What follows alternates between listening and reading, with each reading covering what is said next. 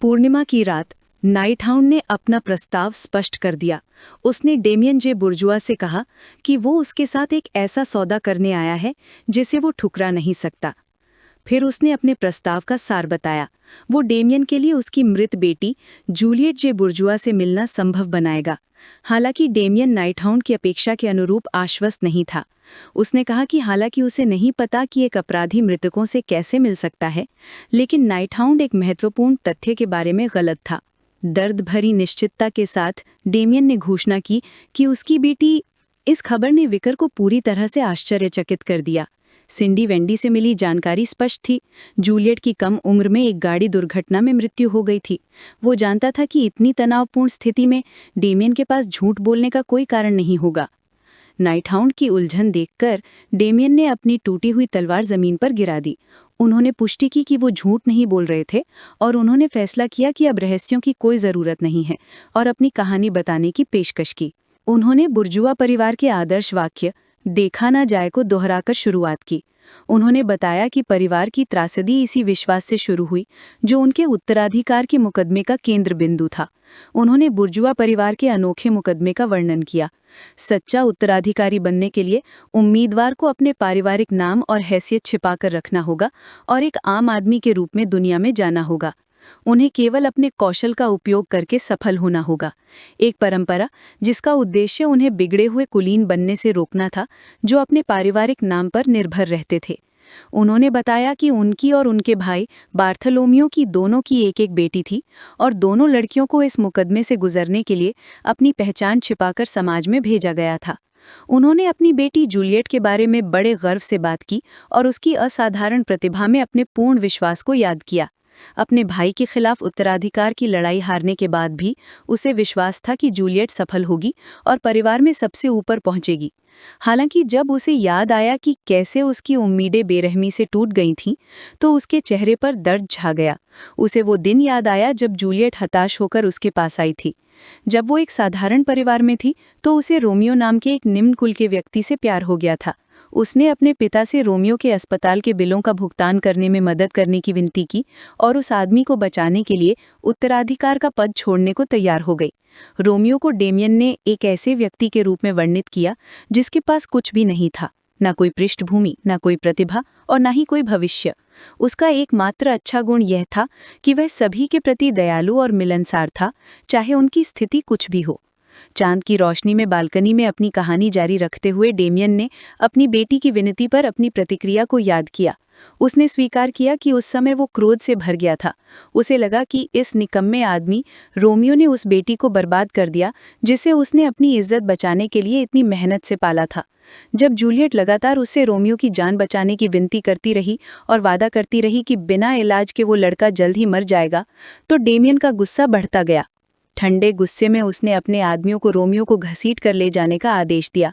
Juliet विरोध में चीखी, उन्हें रोकने की कोशिश की, लेकिन वे जब उस बीमार आदमी को घसीट कर ले जा रहे थे तो वह शक्तिहीन थी। डेमियन ने बताया कि यह सब एक बरसात के दिन पर चरम पर पहुंच गया। रोती हुई जूलियट के सामने डेमियन ने रोमियो को बेरहमी से पीटा, सोचकर कि ऐसी कठोर सजा उसे होश में ले आएगी। बारिश में उनके ऊपर खड़े होकर डेमियन ने ठंडे स्वर में अपनी बेटी से कहा कि वह अपनी मूर्खता बंद कर दे। उसने उससे कहा कि उसके गैर जिम्मेदार कार्यों के कारण उसे उत्तराधिकार का दर्जा छीन लिया गया है और अब उसे एक असफल व्यक्ति की तरह अपना जीवन जीना होगा। लेकिन जूलियट नहीं टूटी। जिस आदमी से वो प्यार करती थी, उसके बगल में बारिश में घुटनों के बल बैठकर उसने अपने पिता की ओर देखा और उससे कहा कि रोमियो उसके लिए अनमोल है। वो पहले व्यक्ति थे जिन्होंने उसे सचमुच खुश किया था और उसे उसके असली रूप में देखा था, न कि उसके पिता के सम्मान के लिए एक हथियार के रूप में।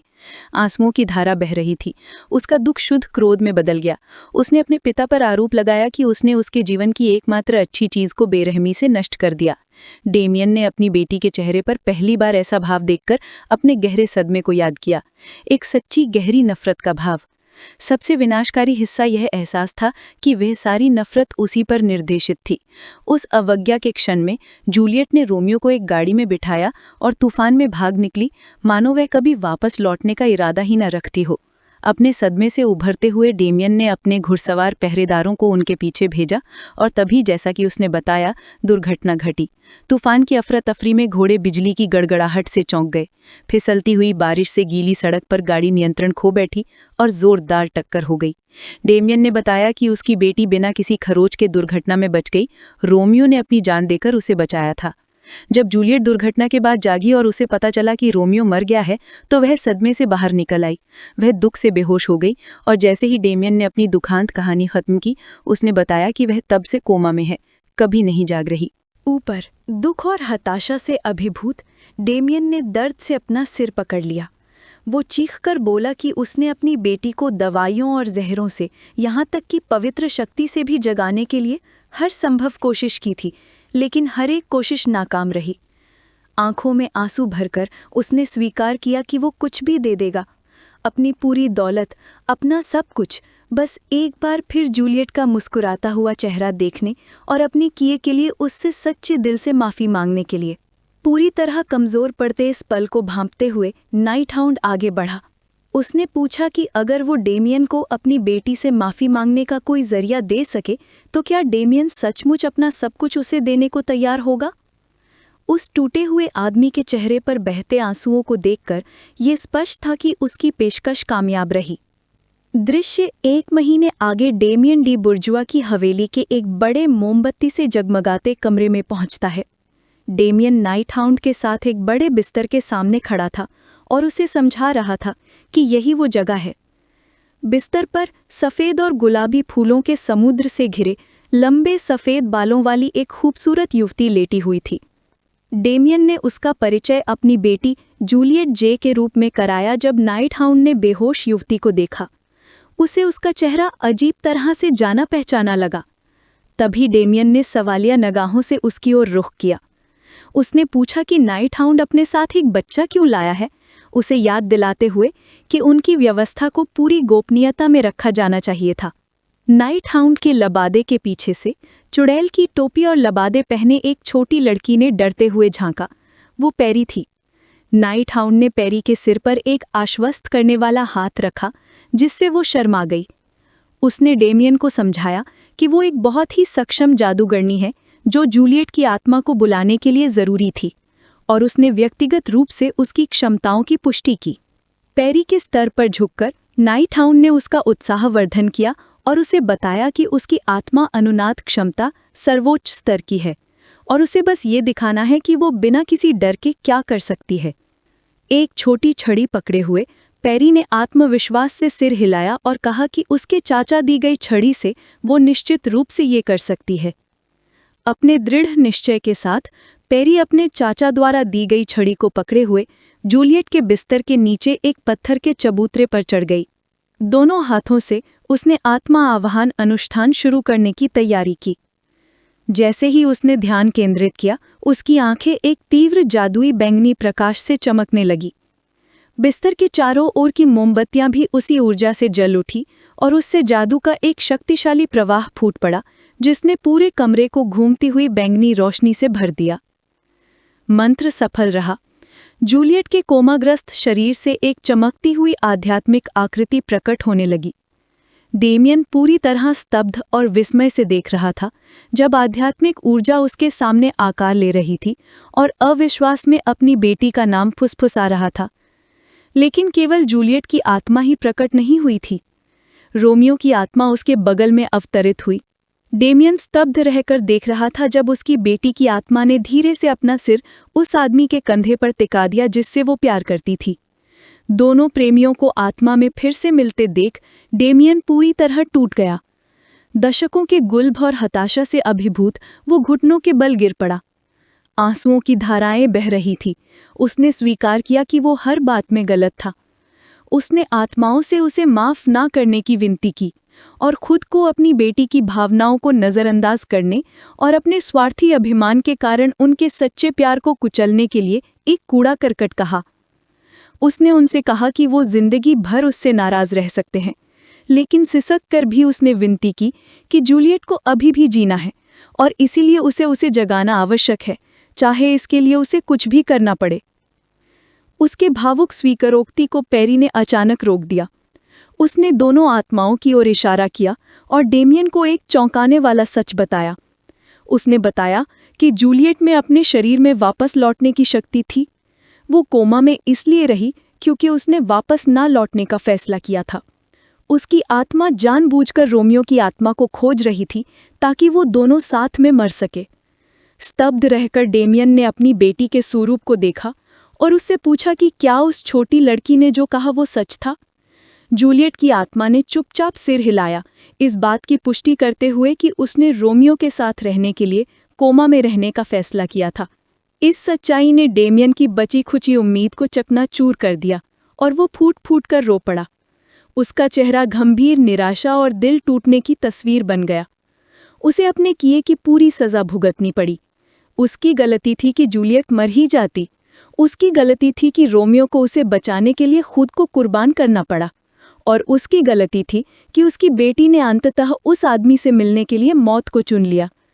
उसे दर्दनाक स्पष्टता के साथ समझ आ गया कि वो समय को पीछे नहीं मोड़ सकता। चाहे वो कुछ भी कहे, चाहे उसे अपने फैसलों पर कितना भी पछतावा हो, दुखद पातीत को कुछ भी नहीं बदल सकता। उसके मन में एक नया संकल्प आ गया। उसे इस बात का एहसास हो गया कि अपने पछतावे पर सोचते रहना बेकार है। अब समय आ गया था कि वो सोचे कि वो अपने लिए क्या कर सकता है। अब इस अंतिम क्षण में बेटी, उसके विचारों को पेरी ने प्रेरित किया, जिसने चेतावनी दी कि उनका समय समाप्त हो रहा है। उसने समझाया कि जूलियट की आत्मा तो बस उसके शरीर से निकल गई थी। रोमियो सचमुच मर चुका था और उसे जल्द ही परलोक में जाना होगा, जैसा कि प्राकृतिक क्रम में होता है। दोनों आत्माओं को देखकर डेमियन को आखिरकार समझ आ गया कि उसे क्या करना है। ये आखिरी काम था जो वो अपनी बेटी के लिए कर सकता था। मानो उसके मन को पढ़कर नाइट हाउंड की आवाज़ गूंजी, ये समझाते हुए कि आत्माओं का बंधन शाश्वत है और समय के साथ नहीं बदलता। दृश्य एक आध्यात्मिक विवाह समारोह में बदल गया। एक अधिकारी जो स्वयं डेमियन के सफ़ेद बालों वाले देवदूत रूप में प्रकट हुआ, दुल्हा दुल्हन की आत्माओं से बात करने लगा। उसने रोमियो और जूलियट से पूछा कि क्या वे अपने साझा भाग्य को स्वीकार करेंगे, एक दूसरे की आत्माओं को गले लगाएंगे और अनंत काल तक एक दूसरे से प्यार करने का वादा करेंगे।